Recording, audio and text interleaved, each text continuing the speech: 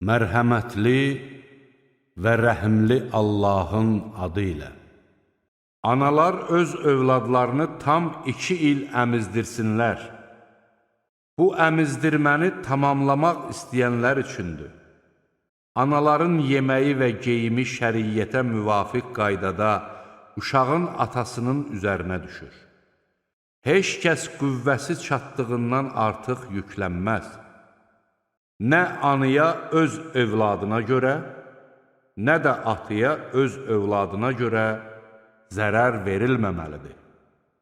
Bu vəzifə eyni ilə varisin üzərinə düşür.